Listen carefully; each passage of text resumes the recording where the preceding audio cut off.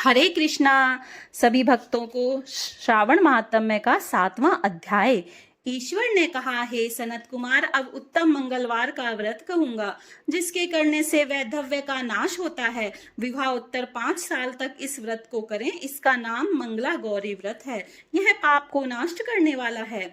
विवाह के अनंतर पहले श्रावण शुक्ल पक्ष के पहले मंगलवार के दिन इस व्रत का शुभारंभ करें। पुष्प मंडप निर्माण कर उसे कदली स्तंभ से शोभित करें। नाना तरह के फलों तथा रेशमी कपड़ों से विभूषित कर उसमें देवी की प्रतिमा स्थापित करें। यथाशक्ति उस प्रतिमा का अर्चन करें। उस प्रतिमा में मंगला गौरी का षोडश उपचारों से 16 दुर्वा दलों और 16 चिड़चिड़ा दलों से 16 चावल तथा 16 चने की दाल से अर्चन करें। 16 बत्तियों का एक दीपक हो या 16 दीप जलाकर भक्ति द्वारा दही तथा चावल का नैवेद्य समर्पण करें। देवी के नजदीक सिल लोढ़ा रखें। इस प्रकार 5 साल तक व्रत करें। फिर उद्यापन कर माता को वायन दे। वायन का प्रकार सुने। मंगला गौरी की एक सोने की प्रतिमा या आधे पल या यथाशक्ति सोने की प्रतिमा बनवाएं। शक्ति अनुसार सोने अथवा चांदी आदि से निर्मित घड़े को चावल से भरें। उस घड़े के ऊपर पहनने के कपड़े या चोली रखें। उसके ऊपर मंगला गौरी की प्रतिमा रखें। देवी के नजदीक सिल लोढ़ा रखें। इस प्रकार माता के लिए वायन दे। हे विप्र, इस प्रकार व्रत करने मात्र से 7 जन्म तक सौभाग्य रहता है। पुत्र पौत्र संपत्ति आदि से युक्त हो वह क्रीड़ा करती है। सनत कुमार ने ईश्वर से पूछा, हे शंभो, इस व्रत को पहले किसने किया? किसको इस व्रत को करने का क्या फल प्राप्त हुआ? ईश्वर ने कहा, हे विप्र, पूर्व काल में कुरु देश में श्रुत कीर्ति नाम वाला शास्त्र ज्ञाता कीर्तिमान तथा शत्रु रहित राजा था। वह 64 कलाओं का जानकार, धनुर्विद्या विशारद था। पुत्र सुख को छोड़कर उस राजा को सब आनंद था। संतान के लिए राजा बहुत चिंताकुल हो गया। जब तथा ध्यान युक्त हो देवी की आराधना की, उसके इस तप से देवी प्रसन्न होकर उससे बोली, हे पुत्र, वर मांग। शुद्ध कीर्ति ने कहा, हे देवी, आप यदि राजी हैं तो शोभन पुत्र दो। हे देवी, आपके कृपा रूप प्रसाद से किसी अन्य चीज की कमी नहीं है। राजा की ऐसी वाणी के सुन मंद मंद हंसती हुई देवी ने कहा, हे राजन, तुम दुर्लभ वस्तु की याचना मांगते हो, लेकिन कृपा कर तुमको पुत्र दूंगी। हे राजेंद्र, सुनो, पुत्र अत्यंत गुणी होगा, पर 16 साल से अधिक नहीं जिएगा। यदि सुंदरता तथा विद्याहीन पुत्र होगा तो वह पुत्र बहुत समय तक जीवित रहेगा। देवी की वाणी सुन राजा चिंता करने लगा। उसने अपनी भार्या से विचार कर गुण विशिष्ट संपूर्ण लक्षण युक्त 16 साल तक की आयु वाला पुत्र मांगा। देवी ने उस समय भक्त राजा को आज्ञा दी, हे नूपनंदन, मेरे दरवाजे पर एक आम का पेड़ है। मेरी आज्ञा से उस आम के एक फल को लाकर अपनी पत्नी को खाने को दो। उसके खाने से उसी समय रानी निसंदेह गर्भ धारण करेगी। राजा ने प्रसन्न हो देवी की आज्ञा अनुसार अपनी पत्नी को आम्रफल दिया। उसके खाने से पत्नी का गर्भ धारण किया। उसमें 10वें महीने में देवतुल्य पुत्र पैदा हुआ। हर शोक से संपन्न राजा ने उस पुत्र का जात कर्म आदि संस्कार कर दिया और शिव स्मरण करते हुए पिता ने उसका चिरायु नाम रखा। जिस समय उसे 16वां साल प्रारंभ हुआ, उसी दिन से सप्तनेक राजा को चिंता करने लगने लगी। राजा ने विचार किया, यह पुत्र बड़े ही कष्ट से प्राप्त हुआ है। अपने समक्ष इसकी दुखद मृत्यु कैसे देखूंगा था। राजा ने पुत्र को मामा के साथ उसे काशी भेजने का प्रबंध किया। यशस्विनी राजपत्नी ने अपने भ्राता से कहा, तुम कार्पटेक वेश धारण कर इस लड़के को काशी ले जाओ। मैंने पूर्व में पुत्र प्राप्ति के निमित्त भगवान मृत्युंजय की विनती की थी। हे विश्वेश, पुत्र को इसी समय ले जाओ। इसकी यत्न से रक्षा करना। वह अपने बहन की वाणी सुनकर भांजे को साथ लेकर काशी गया। रास्ते में जाते हुए कई दिन बाद आनंद नगर पहुंचे। वहां संपूर्ण समृद्धि से युक्त वीरसेन नाम का राजा था।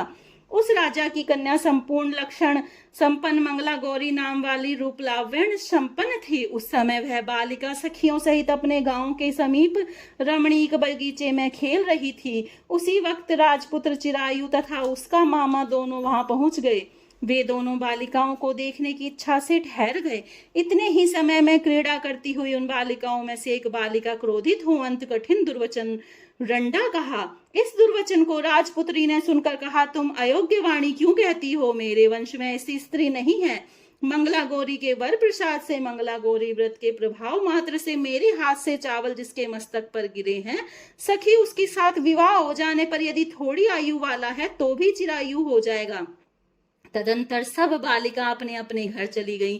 उसी रोज राजकन्या का विवाह दिन था। बाली दे के दृढ़ धर्मा राजा के पुत्र सुकेतु नाम वाले को देना निश्चय हो चुका था। वह सुकेतु मूर्ख, कुरूप तथा बहिरा था। अतः वर पक्ष वालों ने मंडल में अन्य अच्छा वर ले जाने का निश्चय किया।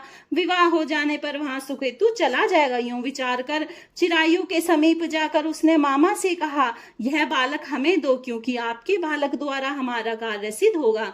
इस भूमि पर परोपकार के तुल्य अन्य कोई नहीं है। यह वाणी श्रवण कर उसका मामा हृदय से राजी हुआ, क्योंकि उन्होंने पूर्व में वाटिका में बालिका की वाणी सुनी थी। लेकिन वर पक्षीय जनों से कहा, आप लोग इस बालक को क्यों चाहते हैं? कार्य सिद्ध के वास्ते वस्त्रालंकार आदि मांगा जा सकता है। आप लोगों के गौरवार्थ फिर भी मैं दे देता हूँ। उन्होंने चिरायु को वहां ले जाकर विवाह कार्य सिद्ध किया। जब सप्तपदी आदि कार्य होने पर रात में गौरी शंकर के समीप वह चिरायु पुत्र सुप्रसन्न चित्त से राजकन्या मंगला गौरी के साथ सो गया। उसी रोज चिरायु का 16वां साल समाप्त था। उसी रात को सांप के रूप में काल वहां आया। इसी समय देव योग से राजकन्या उठ गई। वह सर्प को देख भयभील कांपने लगी। उस समय धीरता से राजकन्या ने सांप की पूजा की। 16 उपचार से अर्चन कर पीने के लिए बहुत सा दूध दिया और दीन वाणी से उस सांप की स्तुति की। मंगला गौरी ने प्रार्थना की कि मैं उत्तम व्रत करूंगी, मेरे पति देव उस सर्प से जीवित हों, ऐसा कीजिए। इस समय उस सांप ने कमंडलू में प्रवेश किया। अपनी कंचुकी से राजकन्या ने उस कमंडल का मुख बांधा। तदंतर उसके पतिदेव शरीर के अंगों को ऐंठते हुए जागकर उठे और अपनी पत्नी से कहा, हे प्रिय, मुझे भूख सता रही है। उसने माता के समीप जाकर पायस लड्डू लाकर पति को दिया। उसने प्रसन्नचित हो भोजन किया। हाथों को धोने के समय उसके हाथ से अंगूठी गिर गई। वह पान खाकर फिर सो गया। फिर वह राजपुत्री कमंडलू पात्र को फेंकने गई, लेकिन विधि विधान से बाहर जाने पर चमकते हुए हार की कांति देख विस्मय को प्राप्त हो गई। उस घट से स्थित हार को अपने कंठ में धारण किया। कुछ रात अब शेष रही तो चिरायु का मामा उसे ले गया। चिरायु के जाने के बाद वर पक्षीय जन सुकेतु को ले गए। मंगला गौरी ने उस सुकेतु को देखा। वह कहने लगी, है मेरा स्वामी नहीं है। सभी वर पक्षीय महानुभाव राजकन्या से कहने लगे, हे सुभे, यह क्या कह रही हो? यदि कोई पहचान हो तो कहो। मंगला गौरी ने कहा, जिसने रात में नवरत्नों की निर्मित अंगूठी मुझे दी, वह इस उंगली में देकर पहचान करो। रात में स्वामी पतिदेव ने मुझे हार दिया है। उस हार के रत्नों की सुंदरता कैसी है, यह बतावें। यह तो कोई अन्य ही है। रात्रि के समय जो बातचीत हुई तथा भोजन क्या हुआ, उसे भी ये कहे तो यह मेरा पति होगा। यूं मंगला गौरी की वाणी सुन सब लोगों ने कहा, ठीक है, लेकिन चिन्हों में से सुकेतु को बतलाए हुए एक की भी पहचान नहीं मिली। तब सब लोगों ने मना किया। वर पक्षी जैसे आए थे वैसे ही चले गए। मंगला गौरी के पिता शुद्ध कीर्ति ने प्रसन्नचित हो अन्न जल आदि का एक सत्र यज्ञ किया और पक्षी सब कथा कानों कान सुनी कि स्वरूप के कुरूप हो जाने से किसी को भी ले आए थे। महल के बरामदे में चित के भीतर कन्या को राजा ने बिठाया। इस प्रकार 1 साल यात्रा करते हुए अपने मामा के साथ वह फिर अपनी ससुराल का वृत्तांत देखने के लिए आया।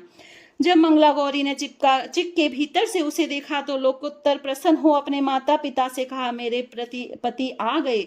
सुहद गुणों को बुलाकर राजा ने पूर्व कहे हुए सारी पहचान देख पवित्र मुस्कान वाली पुत्री को चिरायु को दिया। शिष्य लोगों के सहित राजा ने विवाह उत्सव कर वस्त्र धारण किया, अश्व रथ और बहुत सी चीजें दे दी। फिर वह चिरायु अपनी पत्नी एवं मामा के सहित कुलनंदन सेना सहित अपने नगर गया। जब चिरायु के माता और पिताजी ने प्राणियों के मुखराविंद से उसके आने का समाचार सुना तो विश्वास नहीं किया, क्योंकि भाग्य विपरीत कैसे हो सकता है। इसी बीच वह चिरायु माता तथा पिताजी के पास गया। प्रेम मग्न हो चिरायु ने भक्ति द्वारा अपने माता पिता के चरणों में प्रणाम किया और माता पिता ने उसे चिरायु का मस्तक सूंघकर परमानंद प्राप्त किया। मंगला गौरी पुत्रवधू ने भी सास और ससुर को प्रणाम किया। पुत्रवधू को सास ने अपनी गोदी में बैठाकर सब बात पूछी। हे महामुने, मंगला गौरी पुत्रवधू ने श्रेष्ठ व्रत महात्म्य और जो कुछ इतिहास था सब कहा। शिव सनत कुमार से कहते हैं, हे सनत कुमार, इस मंगला गौरी व्रत को आपसे कहा, इसे जो सुनेगा या कीर्तन करेगा उसके सभी मनोरथ सिद्ध होंगे, इसमें संशय नहीं है। इति 7वां अध्याय समाप्तम। राधे राधे।